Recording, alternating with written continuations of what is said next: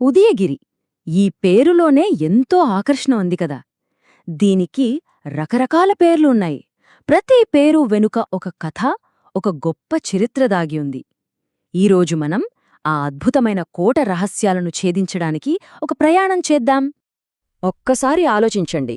సూర్యోదయ కొండమీదున్న కోట, దాన్ని స్వాధీనం చేసుకోవాలంటే ఎంత ధైర్యం కావాలి, ఎలాంటి వ్యూహం పన్నాలి, అసలు సాధ్యమేనా? ఈ ప్రశ్నలకు సమాధానం వెతుకుదాం రండి. ఈ చారిత్రాత్మక కోట ఎక్కడో లేదు, మన ఆంధ్రప్రదేశ్లోని నెల్లూరు జిల్లాలోనే అంది. శతాబ్దాలుగా ఎన్నో కథలకు, మరెన్నో యుద్ధాలకు ఇది కేంద్రబిందువుగా నిలిచింది. సరే, ఇక అసలు కథలోకి వెళ్దాం. ఉదయగిరి కోట అంటే కేవలం రాళ్లతో కట్టిన ఓ నిర్మాణం కాదు. అది ఎన్నో సామ్రాజ్యాల శక్తికి, ప్రతిష్టకు, పోరాటాలకు సజీవ సాక్ష్యం. చూడండి, 14వ శతాబ్దంలో గజపతులతో మొదలై తర్వాత విజయనగర చక్రవర్తులు, గోల్కొండ సుల్తానులు, మొఘలులు, చివరికి ఆర్కాట్ నవాబుల వరకు ఒకరి తర్వాత ఒకరు ఎందరో గొప్ప పాలకులు ఈ కోటను తమ ఆధీనంలో ఉంచుకోవాలని ఎంతగా ప్రయత్నించారో. ఈ కోటను గెలవడం ఎంత కష్టమో చెప్పడానికి ఈ ఒక్క నంబర్ చాలు: 18. ఏంటావా 18 అనుకుంటున్నారా? సాక్షాత్తూ శ్రీకృష్ణదేవరాయలకే ఈ కోటను గెలవడానికి పట్టిన నెలలు, అంటే ఏడాదిన్నర. ఆలోచించండి, ఎంతటి ప్రతిఘటన ఎదురయ్యుంటుందో. అయితే ఆ యుద్ధం వెనుక ఒక అందమైన కథ కూడా ఉంది.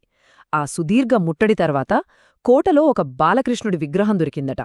దాన్ని చూసిన రాయలవారు ఎంతగానో కదిలిపోయి వెంటనే ఆ విగ్రహాన్ని తన రాజధాని హంపికి తీసుకెళ్లి ప్రత్యేకంగా ఒక గుడి కట్టించారు. ఇప్పటిదాకా మనం కోట చరిత్ర గురించి మాట్లాడుకున్నాం. ఇప్పుడు అసలు విషయానికొద్దాం. ఆ కోట లోపల ఏముంది? దాన్ని అంత అభేద్యంగా మార్చిన రహస్యమేంటి? ఇది ఒకటే కోట కాదు, ఏకంగా 13 వేర్వేరు దుర్గాల సముదాయం. అంటే ఒకదాని తర్వాత ఒకటి, మొత్తం 13 కోటలు. వాటిలో 8 కొండపైన ఉంటే మరో 5 కింద ఉన్నాయి. వామ్మో, ఎలాంటి రక్షణ వ్యూహం అది! అంతేకాదు, ఈ కొండ ఎత్తు చూడండి. సముద్రమట్టానికి దాదాపు 1000 మీటర్లు, అంటే సుమారుగా 1 కిలోమీటర్ ఎత్తు. దాని నిటారు వాలు, చుట్టూ దట్టమైన అడవి, ఇవన్నీ కలిసి దాన్ని సహజసిద్ధమైన ఒక అభేద్యమైన కవచంగా మార్చేశాయి. ఉదయగిరి కేవలం ఒక యుద్ధ కేంద్రం మాత్రమే కాదు, విభిన్న సంస్కృతుల నిలయం కూడా. ఇక్కడ హిందూ దేవాలయాలు, ఇస్లామిక్ మసీద్లు పక్కపక్కనే కనిపిస్తాయి. ఆ కాలంలోనే ఎంత మత సామరస్యముండేదో చెప్పడానికి ఇదొక చక్కని ఉదాహరణ. ఇప్పటికే అక్కడ రాణి మహల్ శిథిలాలను చూడొచ్చు. ఆ గోడలపై ఉన్న అద్భుతమైన నగిషి పని, ఆ హంపీని గుర్తుచేసే స్తంభాలు ఆనాటి వైభవాన్ని మన కళ్ల ముందు నిలుపుతాయి. సరే, ఉదయగిరి అంటే కేవలం కోట, యుద్ధాలు మాత్రమేనా? కానే కాదు. దానికి ఇంకా చాలా గుర్తింపులున్నాయి. వాటి గురించి కూడా తెలుసుకుందాం.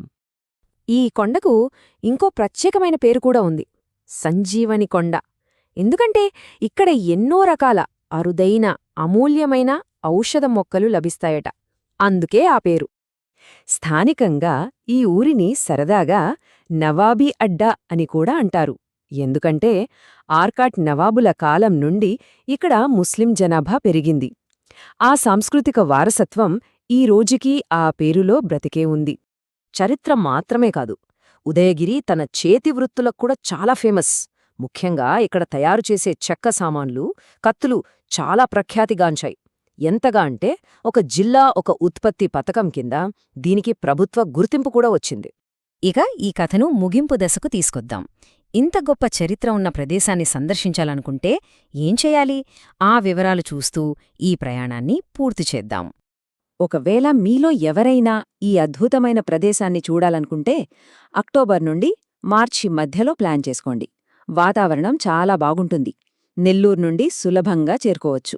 కానీ గుర్తుంచుకోండి, బస మాత్రం నెల్లూరులోనే ఏర్పాటు చేసుకోవడం మంచిది. మరికొన్ని చిన్న విషయాలు. నెల్లూరు నుండి దాదాపు గంటన్నర ప్రయాణం పడుతుంది. కోటలోకి ప్రవేశానికి పెద్దగా ఖర్చు ఉండదు. కానీ మళ్ళీ చెప్తున్నాను, వసతి సౌకర్యాలు ఉదయగిరిలో దాదాపుగా లేవు. కాబట్టి నెల్లూరులోనే ఉండటానికి ప్లాన్ చేసుకోండి. చివరిగా ఒక ప్రశ్న: ఒక కోట కూలిపోయినప్పుడు కేవలం రాళ్లు మాత్రమే మిగలవు. ఆ రాళ్లల్లో ఎన్నో కథలు, జ్ఞాపకాలు, ఎంతో చరిత్ర నిలిచిపోతాయి. ఉదయగిరిలోని ప్రతి రాయి అలాంటి ఒక కథే చెబుతుంది. మనం కాస్త ఓపికగా వినడానికి సిద్ధంగా ఉండాలంతే.